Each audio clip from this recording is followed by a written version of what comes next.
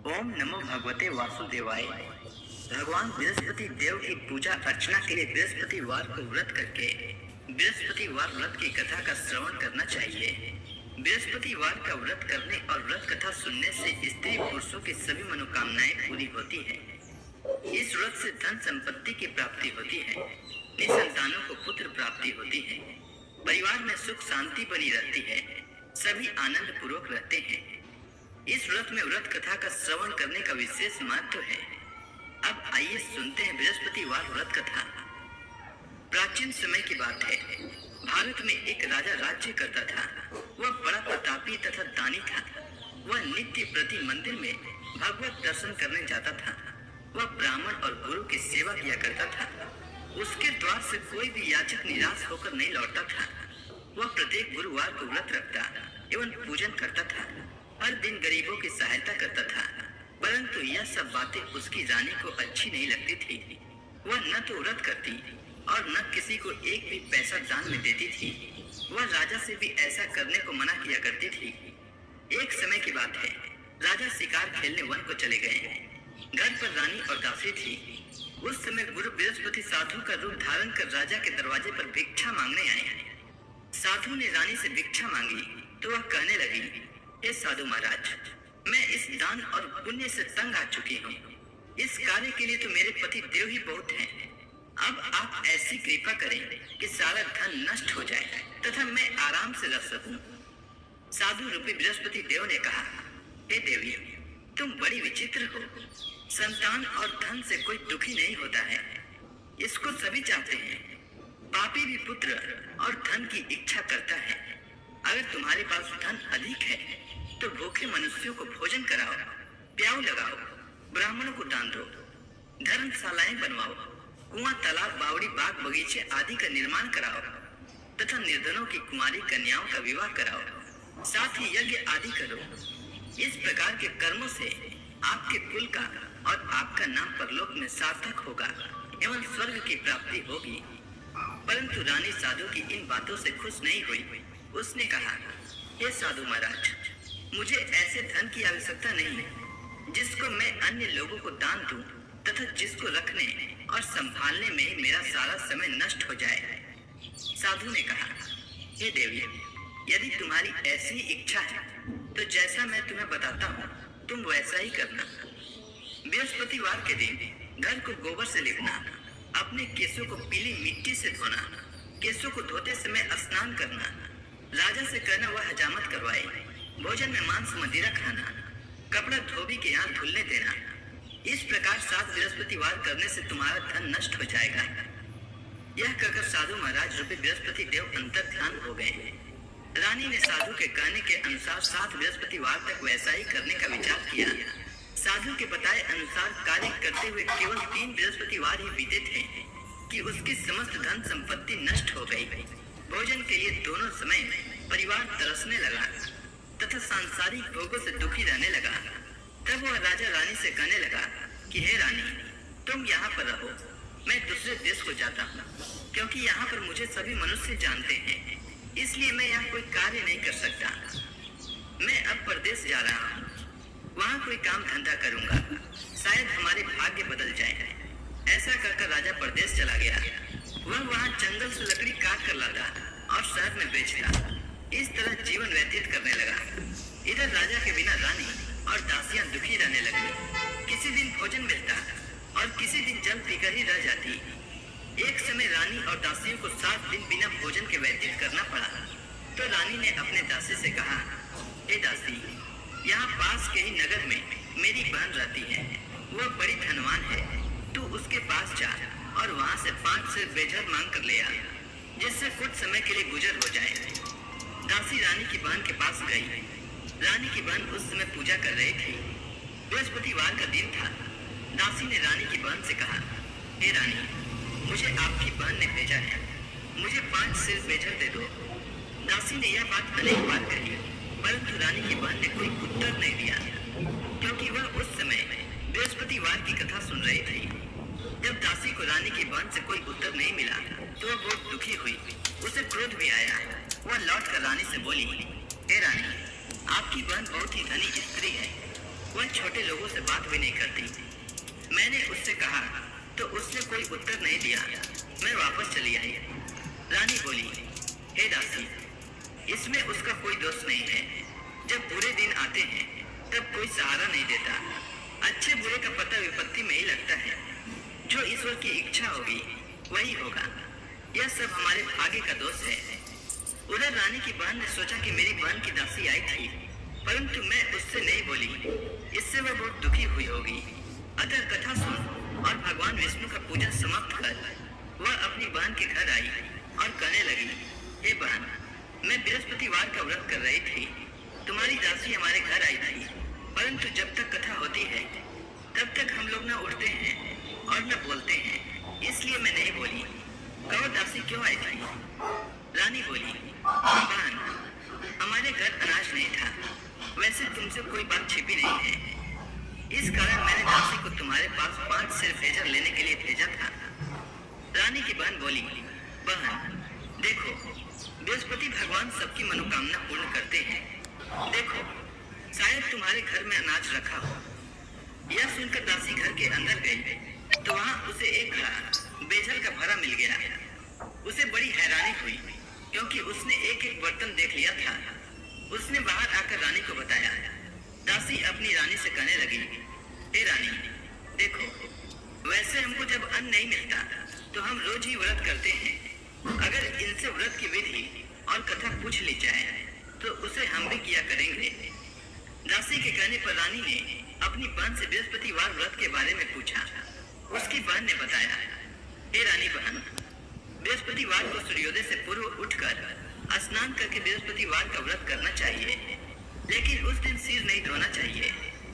बृहस्पतिवार के व्रत में चने की दाल और मुनक्का से विष्णु भगवान का केले के वृक्ष की जड़ में पूजन करें तथा दीपक जलाएं।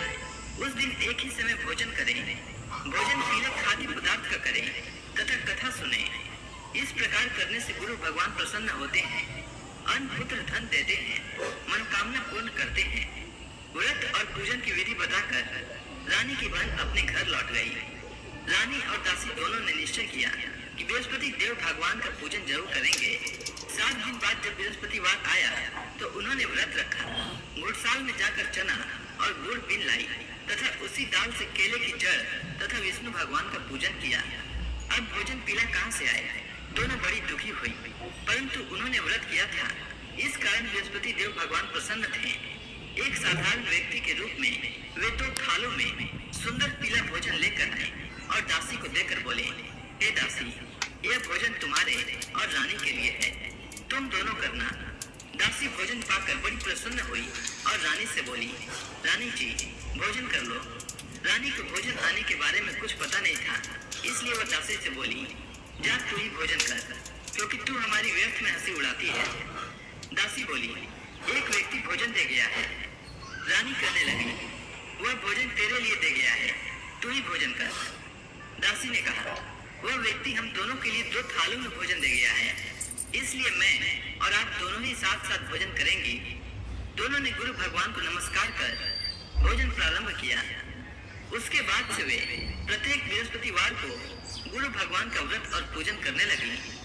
बृहस्पति भगवान की कृपा से उनके पास धन हो गया, परंतु रानी फिर से पहले की ही तरह आलस्य करने लगी। तब दासी बोली, देखो रानी, तुम पहले भी इस प्रकार आलस्य करती थी। तुम्हें धन के रखने में कष्ट होता था, इस कारण सभी धन नष्ट हो गया। अब गुरु भगवान की कृपा से धन मिला है तो फिर तुम्हें आलस्य होता है। बड़ी मुसीबतों के बाद हमने यह धन पाया है, इसलिए हमें दान पुण्य करना चाहिए। तुम भूखे मनुष्यों को भोजन कराओ, प्याऊ लगवाओ, ब्राह्मणों को दान दो, कुआं तालाब बावड़ी आदि का निर्माण कराओ, मंदिर पाठशाला बनवाकर दान दो, कुंवारी कन्याओं का विवाह करवाओ। धन को शुभ कार्यों में खर्च करो, जिससे तुम्हारे कुल का यश बढ़े तथा स्वर्ग प्राप्त हो और पितृ प्रसन्न हो। दासी की बात मानकर रानी ने इसी प्रकार के कर्म करने प्रारंभ किए, जिससे उनका काफी यश फैलने लगा। एक दिन रानी और दासी आपस में विचार करने लगी कि न जाने राजा किस दशा में होंगे, उनकी कोई खोज खबर नहीं है। गुरु भगवान से उन्होंने प्रार्थना की और भगवान ने रात्रि में राजा को स्वप्न में कहा, हे राजा, उठ, तेरी रानी तुझको याद करती है, अब अपने देश को लौट जा। राजा प्रातः काल उठकर जंगल से लकड़ियां काट कर लाने के लिए जंगल की ओर चल पड़ा।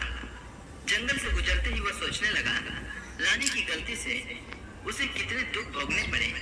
राजपाट छोड़कर उसे जंगल में आकर रहना पड़ा। जंगल से लकड़ियां काटकर उन्हें बेचकर गुजारा करना पड़ा।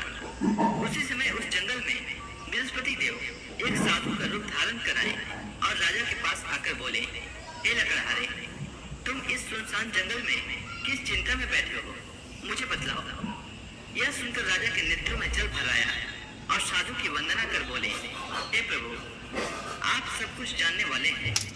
इतना कहकर राजा ने साधु को अपनी संपूर्ण कहानी सुना दी। महात्मा दयालु होते हैं। वे राजा से बोले, हे राजा, तुम्हारी पत्नी ने बृहस्पति देव के प्रति अपराध किया था, जिसके कारण तुम्हारी यह दशा हुई है। अब तुम किसी प्रकार की चिंता मत करो, भगवान तुम्हें पहले से अधिक धन देंगे। देखो, तुम्हारी पत्नी ने बृहस्पतिवार का व्रत प्रारंभ कर दिया है। अब तुम भी बृहस्पतिवार का व्रत करके चने की दाल व गुड़ जल के लोटे में डालकर केले का पूजन करो, फिर कथा सुनो। भगवान तुम्हारी सब मनोकामनाओं को पूर्ण करेंगे। साधु को प्रसन्न देखकर राजा बोला, हे प्रभु, मुझे लकड़ी बेचकर इतना पैसा भी नहीं बचता जिससे भोजन करने के उपरांत कुछ बचा सकूं। मैंने रात्रि में अपनी रानी को व्याकुल देखा है। मेरे पास कोई साधन नहीं जिससे समाचार जान सकूं। फिर मैं बृहस्पति देव की क्या कहानी सुनूं? मुझको तो कुछ भी मालूम नहीं है। साधु ने कहा, हे राजा, तुम किसी बात की चिंता मत करो। बृहस्पतिवार के दिन तुम रोजाना की तरह लकड़ियां लेकर शहर में जाओ। तुम्हें रोज से दुगना धन प्राप्त होगा, जिससे तुम भली भांति भोजन कर लोगे तथा बृहस्पति देव की पूजा का सामान भी आ जाएगा। बृहस्पति देव की कथा इस प्रकार है, सुनो। प्राचीन काल में एक बहुत ही निर्धन ब्राह्मण था। उसकी कोई संतान नहीं थी। वह नित्य पूजा पाठ करता, परंतु उसकी स्त्री बहुत मलिनता के साथ रहती थी। वह स्नान न करती और न किसी देवता का पूजन करती। प्रातः काल उठते ही सर्वप्रथम भोजन करती, बाद में कोई अन्य कार्य करती। ब्राह्मण देवता बहुत दुखी रहते थे। पत्नी को बहुत समझाते, किंतु उसका कोई परिणाम न निकलता। भगवान की कृपा से ब्राह्मण की स्त्री को कन्या उत्पन्न हुई। वह कन्या अपने पिता के घर में बड़ी होने लगी।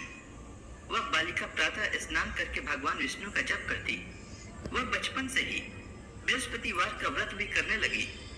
पूजा पाठ समाप्त कर विद्यालय जाती तो अपनी मुट्ठी में जौ भर कर ले जाती और पाठशाला जाने के मार्ग में डालती जाती। वही जौ स्वर्ण के हो जाते तो लौटते समय उनको बीन कर घर ले आती। एक दिन वह बालिका सूप में उन सोने के जौ को फटक कर साफ कर रही थी। तभी उसकी माँ ने देख लिया और कहा, हे बेटी, सोने के जौ को फटकने के लिए सोने का सूप होना चाहिए। दूसरे दिन गुरुवार था। इस कन्या ने व्रत रखा और बृहस्पति देव से प्रार्थना करके कहा, हे प्रभु, यदि मैंने सच्चे मन से आपकी पूजा की हो तो मुझे सोने का सूप दे दो। बृहस्पति देव ने उसकी प्रार्थना स्वीकार कर ली। रोजाना की तरह वह बालिका जौ फैलाती हुई स्कूल चली गई। स्कूल से लौटकर जब वह जौ बीन रही थी तो बृहस्पति देव की कृपा से उसे सोने का सूप मिला। उसे वह घर ले आई और उससे जौ साफ करने लगी, परंतु उसकी माँ का वही ढंग रहा। एक दिन की बात है, वह कन्या सोने के सूप में जौ साफ कर रही थी। उस समय उस नगर का राजकुमार वहां से होकर निकला। इस कन्या के रूप और सोने के सूप में जौ को साफ करते देखकर वह उस कन्या पर मोहित हो गया। राजमहल आकर वह भोजन तथा जल त्याग कर उदास होकर लेट गया। राजा को जब राजकुमार द्वारा अन्न जल त्यागने का समाचार ज्ञात हुआ तो अपने मंत्रियों के साथ वह अपने पुत्र के पास गए और बोले, हे बेटा, तुम्हें किस बात का कष्ट है? किसी ने अपमान किया है अथवा कोई और कारण है? मुझे बताओ, मैं वही करूंगा जिससे तुम्हें प्रसन्नता हो। राजकुमार ने अपने पिता की बातें सुनी तो वह बोला, मुझे आपकी कृपा से किसी बात का दुख नहीं है।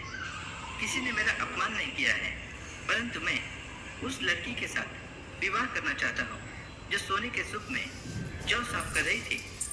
यह सुनकर राजा आश्चर्य में पड़ गया और बोला, हे बेटा, इस तरह की कन्या का पता तुम्हें लगा, मैं उसके साथ तुम्हारा विवाह अवश्य ही करवा दूंगा। राजकुमार ने राजा को उस लड़की के घर का पता बतलाया। मंत्री उस लड़की के घर गया और राजा का आदेश ब्राह्मण को सुनाया। कुछ ही दिन बाद ब्राह्मण की कन्या का विवाह राजकुमार के साथ संपन्न हो गया। कन्या के घर से जाते ही उस ब्राह्मण देवता के घर में पहले की भांति गरीबी का निवास हो गया।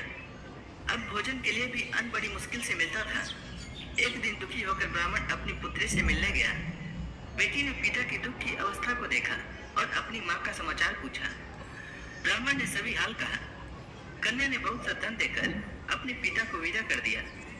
इस तरह ब्राह्मण का कुछ समय सुखपूर्वक व्यतीत हुआ, लेकिन कुछ दिन बाद फिर वही हाल हो गया। ब्राह्मण फिर अपनी कन्या के यहाँ गया और सभी हाल कहा तो पुत्री बोली, हे पिताजी, आप माता जी को यहाँ लिवा लाओ। मैं उन्हें वह विधि बता दूंगी जिससे गरीबी दूर हो जाए। ब्राह्मण देवता अपनी स्त्री को साथ लेकर अपनी पुत्री के पास राजमहल पहुंचे तो पुत्री अपनी माँ को समझाने लगी, हे माँ, तुम प्रातः काल उठकर प्रथम स्नान आदि करके विष्णु भगवान का पूजन करो तो सब दरिद्रता दूर हो जाएगी। परंतु उसकी माँ ने उसकी एक बात नहीं मानी। वह प्रातः काल उठकर अपनी पुत्री का बचा जुटन खा लेती थी। एक दिन उसकी पुत्री को बहुत गुस्सा आया। उसने एक रात एक कोठरी से सारा सामान निकाल दिया और अपनी माँ को उसमें बंद कर दिया। प्रातः उसमें से उसे निकाला तो स्नान आदि करा के पूजा पाठ करवाया तो उसकी माँ की बुद्धि ठीक हो गई। इसके बाद वह नियम से पूजा पाठ करती और प्रत्येक बृहस्पतिवार को व्रत रखने लगी। इस व्रत के प्रभाव से उसकी माँ भी बहुत धनवान हो गई और बृहस्पति देवता के प्रभाव से स्वर्ग हो गई। वह ब्राह्मण भी सुखपूर्वक इस लोक का सुख भोग कर स्वर्ग को प्राप्त हुआ। इस तरह कहानी कहकर साधु देवता वहां से लोप हो गए। धीरे धीरे समय व्यतीत होने पर फिर बृहस्पतिवार का दिन आया। राजा जंगल से लकड़ी काट कर किसी शहर में बेचने गया। उसे उस दिन और दिनों से अधिक धन मिला।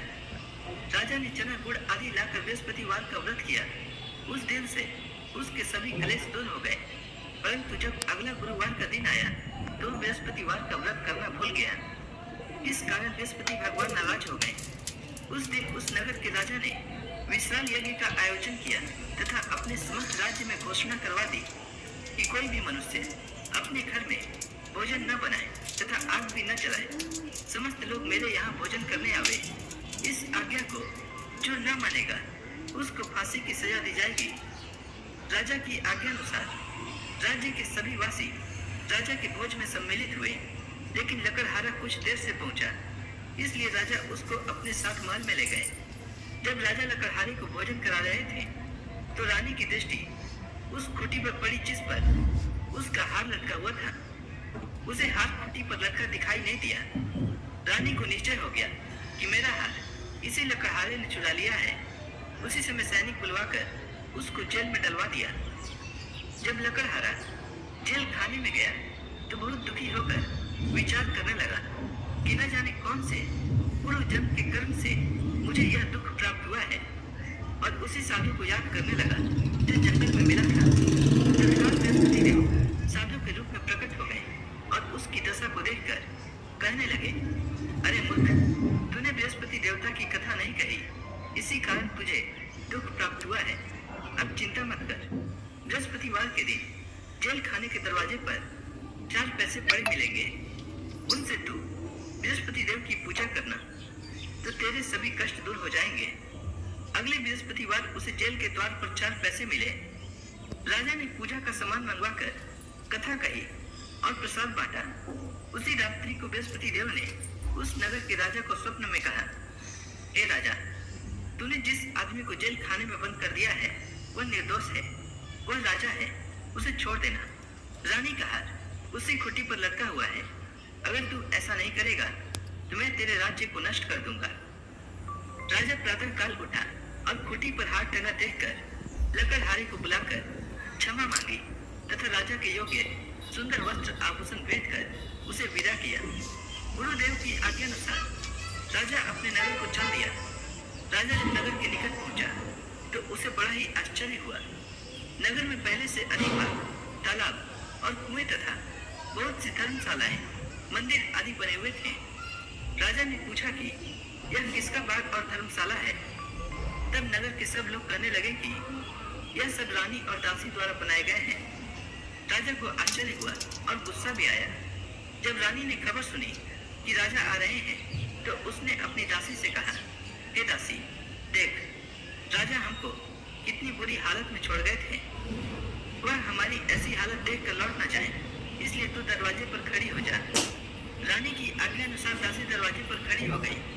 जब राजा आए तो उन्हें अपने साथ महल में लिवा लाई। तब राजा ने क्रोध करके अपनी तलवार निकाली और पूछने लगा, बताओ, यह धन तुम्हें कैसे प्राप्त हुआ है?